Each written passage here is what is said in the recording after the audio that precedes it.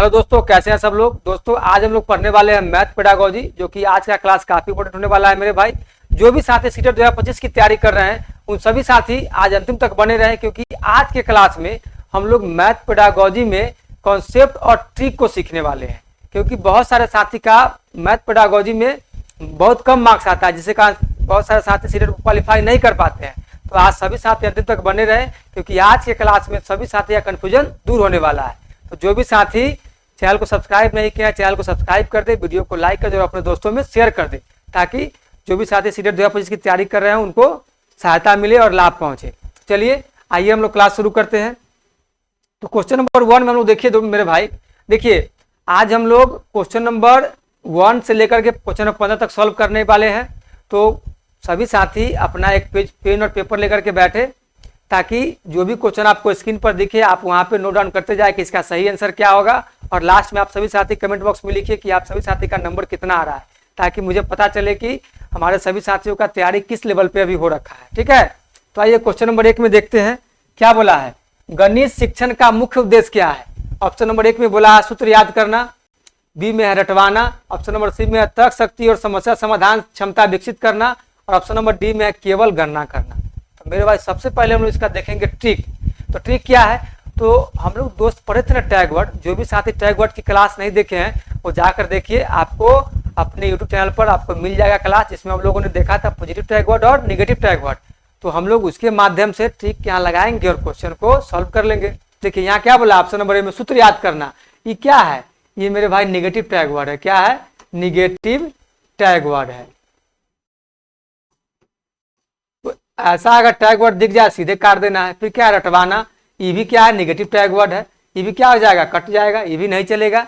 उसके बाद option number सी में क्या है, तर्क शक्ति और समस्या समाधान क्षमता विकसित करना, ये पॉजिटिव है। ऑप्शन नंबर डी में क्या है, केवल गणना करना। ये क्या है, जहां केवल दिख जाए ना, ये क्या है, सब निगेटिव टैग वर्ड है, निगेटिव टैग वर्ड है। ये क्या होगा मेरे भाई, ये सब गलत हो जाएगा। तो गणित शिक्षण का मुख्य उद्देश्य क्या होगा, तो ये होगा तर्क शक्ति और समस्या समाधान क्षमता विकसित करना। तो option number C is the right answer. तो बताइए सभी साथियों को समझ में आ रहा है। कोई भी साथी को कहीं भी थोड़ा भी जरा भी दिक्कत हो तो आप लोग बेहिचक कमेंट बॉक्स में लिखिएगा। चलिए हम लोग क्वेश्चन नंबर 2 में देखेंगे। क्वेश्चन नंबर 2 में क्या बोला है, कंस्ट्रक्टिविस्ट अप्रोच का गणित शिक्षण में अर्थ है। बताइए मेरे भाई, कंस्ट्रक्टिविस्ट अप्रोच का क्या मतलब होता है और इसका गणित शिक्षण में क्या अर्थ है। ऑप्शन नंबर ए में होता है, बोला गया है शिक्षक सब कुछ समझाए। शिक्षक सब कुछ, शिक्षक को नहीं समझाना है, शिक्षक को सिर्फ वैसा अपॉर्चुनिटी देना है, वैसा सिर्फ अवसर देना है, ताकि बच्चा लर्निंग बाय डूइंग मतलब खुद करके सीखे और सब कुछ का समझ बनाए। ठीक है। ऑप्शन नंबर बी में बोला है बच्चे अपने अनुभव से ज्ञान का निर्माण करें। ये पॉजिटिव लग रहा है, हम लोग आगे देखेंगे। ऑप्शन नंबर सी में केवल किताब से पढ़ना, जहां केवल दिख जाए सीधे काटना, है निगेटिव टैग वर्ड है। फिर अभ्यास प्रश्न ही कराना, ये क्या है, निगेटिव टैग वर्ड है, तो हमको देखते ही काट देना है। ठीक है, तो हमको अब क्या मिला, हमको मिला बच्चे अपने अनुभव से ज्ञान का निर्माण कराए। तो option number B is the right answer. क्या हो जाएगा, ये हमारा राइट आंसर हो जाएगा। चलिए हम लोग अब क्वेश्चन नंबर 3 देखेंगे। क्वेश्चन नंबर 3 में क्या बोला है, क्वेश्चन नंबर 3 में बोला है गणित में स्पाइरल अप्रोच का अर्थ है। स्पाइरल अप्रोच ये क्या होता है मेरे भाई, तो ऑप्शन नंबर से हम लोग देखेंगे, सीखेंगे और समझेंगे। इसमें बोला है हर बार नया विषय पढ़ाना। हर बार बच्चों को नया विषय नहीं पढ़ाना है। मान लीजिए कि आज पढ़ा दीजिएगा हिस्ट्री, कल पढ़ा दीजिएगा मैथ और परसों पढ़ा दीजिएगा साइंस।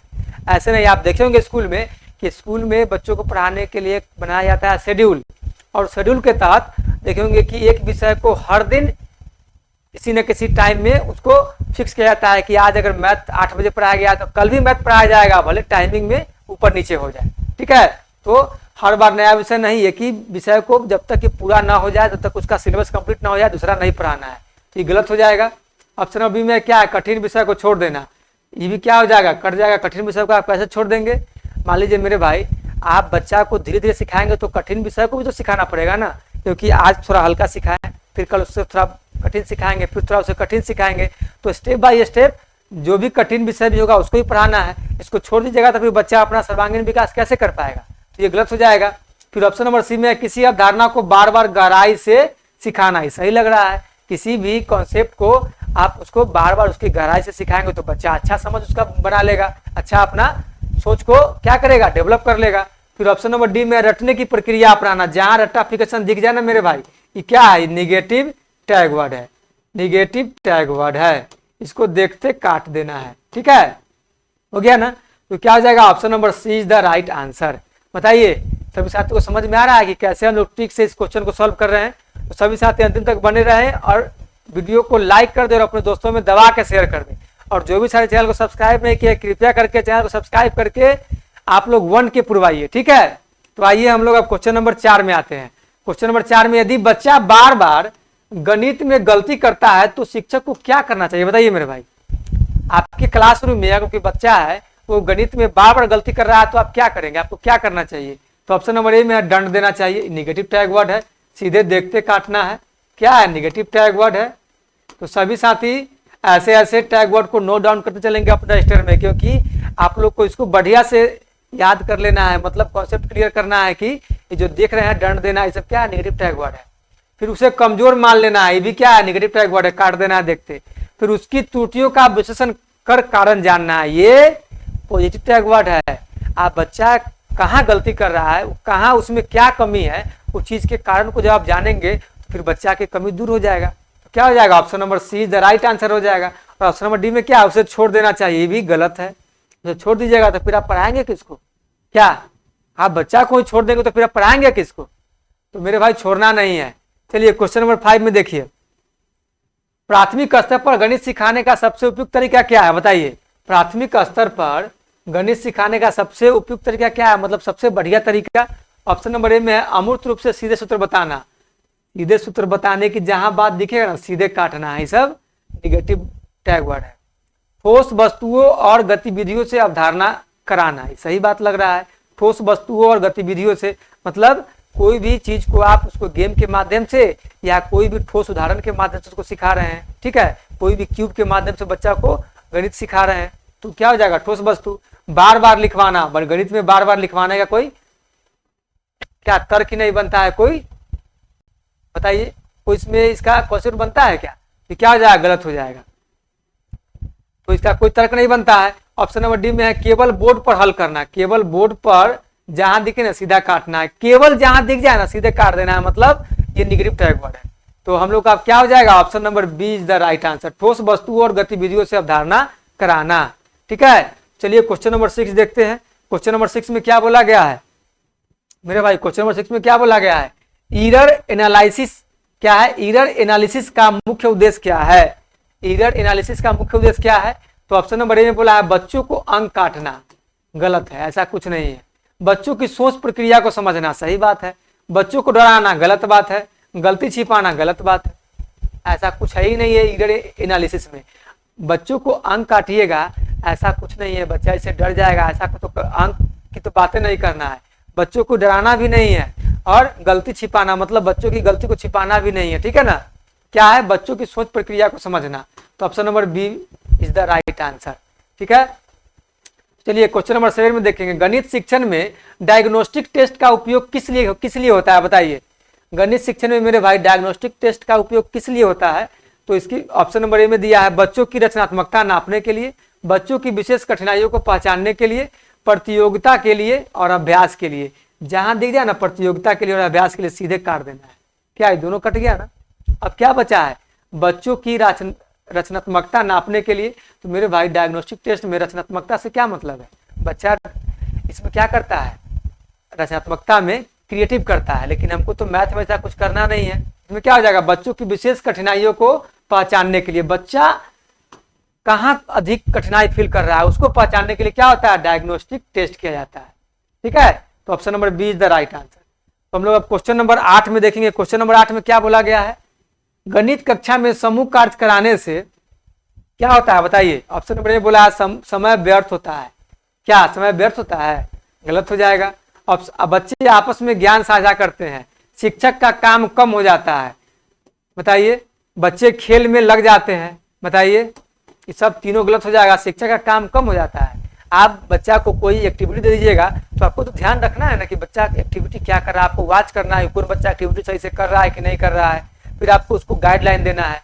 इसमें शिक्षक का काम कहाँ कम हो गया, बच्चे खेल में लग जाते हैं। बच्चे खेल में तो लग ही जाते हैं, लेकिन इसका मतलब तो ये नहीं है कि वो खेल में लग गए तो उससे कुछ सीख नहीं रहे हैं। तो इसमें समूह कार्य के आने के लिए बोल रहा है कि बच्चे खेल में लग जाते हैं, ऐसा तो कुछ नहीं है, बच्चे खेलते जरूर है, लेकिन समूह कार्य का ये आउटकम आपसे मांग रहा है कि इसका रिजल्ट क्या होगा।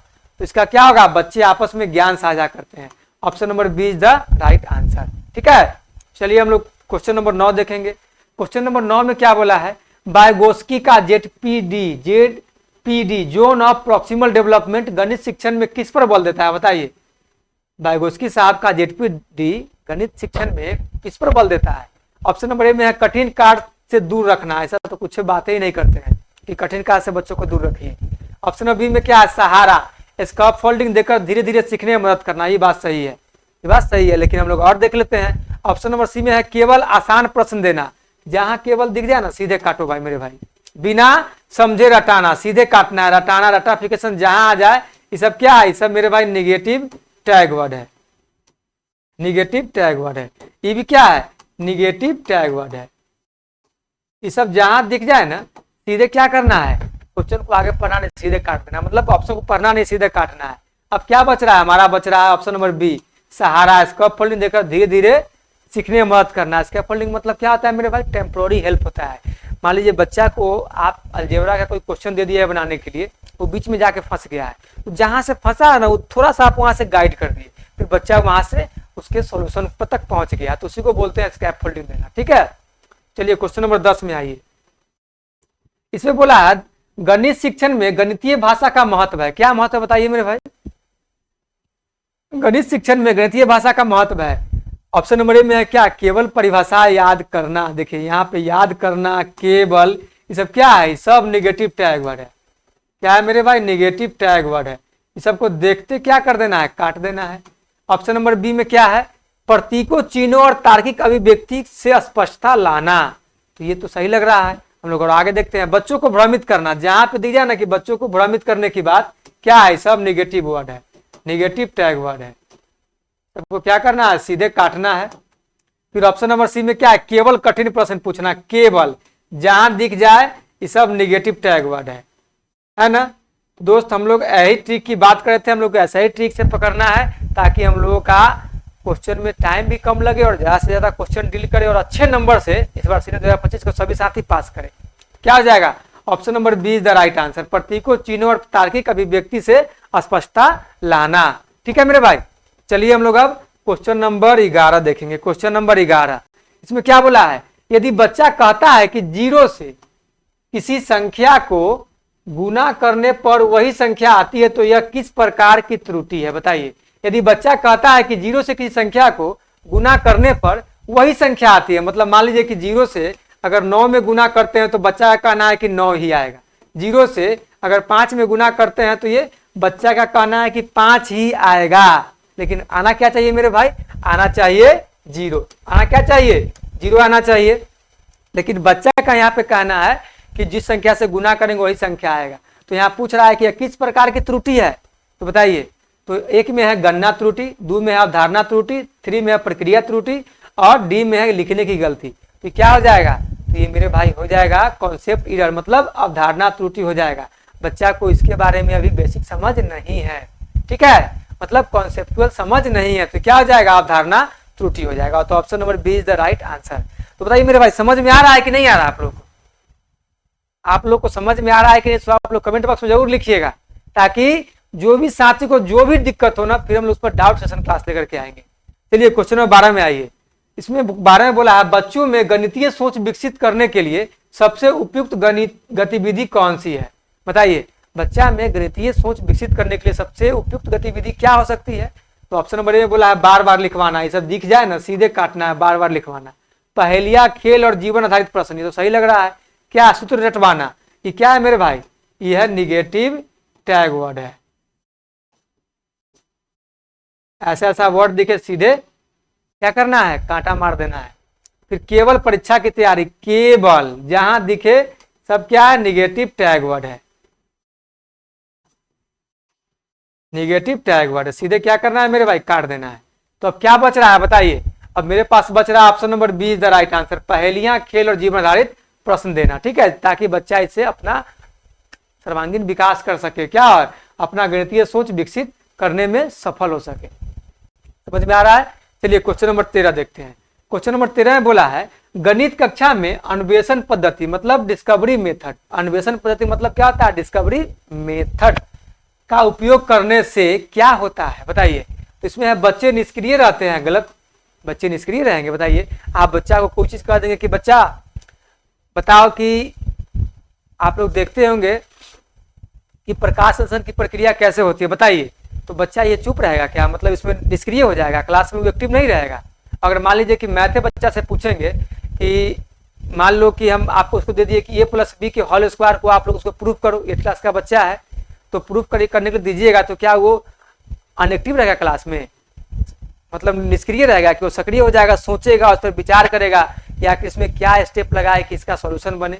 ठीक है, तो वही बात बोला बच्चे निष्क्रिय रहते हैं तो गलत हो जाएगा, बच्चे उसमें सक्रिय रहते हैं, सारे बच्चे दिमाग लगाएंगे कि आखिर कैसे इसका सॉल्यूशन किया जाए। फिर ऑप्शन नंबर बी में बच्चे सक्रिय रूप से ज्ञान का निर्माण करते हैं, ये बात सही है। ऑप्शन नंबर सी में क्या है, समय बचता है, ये गलत हो जाएगा, ये ऐसा कुछ बातें नहीं है। केवल परीक्षा में लाभ होता है, केवल दिख जाए, क्या है, ये निगेटिव टैग वर्ड है, निगेटिव टैग वर्ड है। ऐसे वर्ड को देखते ही क्या करना है, शब्द को काट देना है।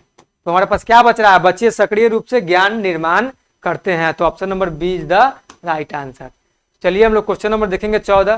क्वेश्चन नंबर 14 में क्या बोला है मेरे भाई, गणित के कठिन विषयों को आसान बनाने के लिए सबसे प्रभावी रणनीति है बताइए।